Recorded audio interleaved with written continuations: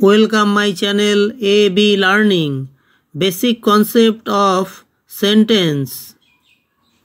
কতকগুলি পদ বা শব্দ পাশাপাশি বসে যদি একটি সম্পূর্ণ অর্থ প্রকাশ করে তখন তাকে সেন্টেন্স বা বাক্য বলে।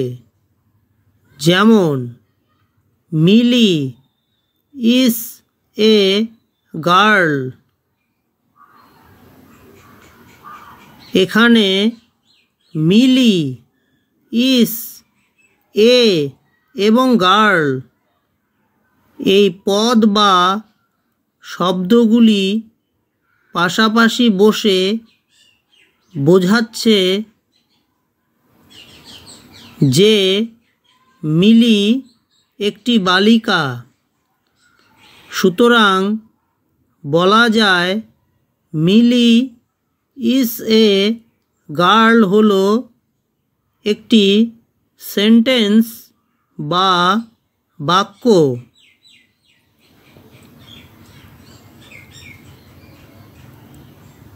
পাশাপাশি কয়েকটি শব্দ বসলেই কি সেন্টেন্স হয়? নিশ্চয়ই না। উদাহরণটি দেখো, অমিত হ্যাজ 4 legs। অমিতের 4টি পা আছে।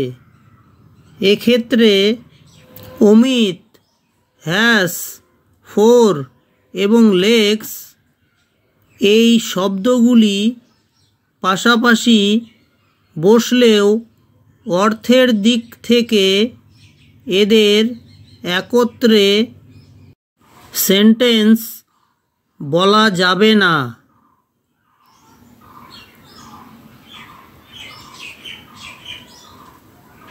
কারণ অমিত একটি মানুষ, তাই তার 4টি পা থাকতে পারে না।